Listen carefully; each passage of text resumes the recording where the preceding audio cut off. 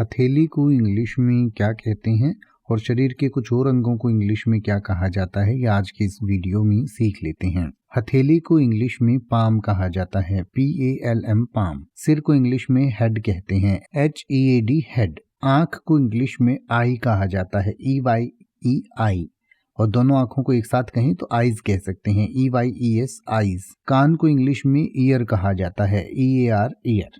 नाक को इंग्लिश में नोज कहते हैं। मुंह को इंग्लिश में माउथ कहा जाता है। दांत को इंग्लिश में टीथ कहते हैं। जीभ को इंग्लिश में टंग कहा जाता है, टंग। गला इंग्लिश में थ्रोट कहलाता है। कंधा को इंग्लिश में शोल्डर कहते हैं। हाथ को इंग्लिश में हैंड कहा जाता है। पेट को इंग्लिश में स्टमक कहते हैं। पीठ को इंग्लिश में बैक कहा जाता है। बाल को इंग्लिश में हेयर कहते हैं, HAIR हेयर। होंठ को इंग्लिश में लिप्स कहा जाता है, एक को हम लिप कहते हैं, एक से ज्यादा को लिप्स कहते हैं। अंगूठा को इंग्लिश में हम थंब कहते हैं, THUMB थंब। उंगली को इंग्लिश में फिंगर कहा जाता है। पैर को इंग्लिश में लेग कहते हैं और गर्दन को इंग्लिश में नेक कहा जाता है, NECK नेक।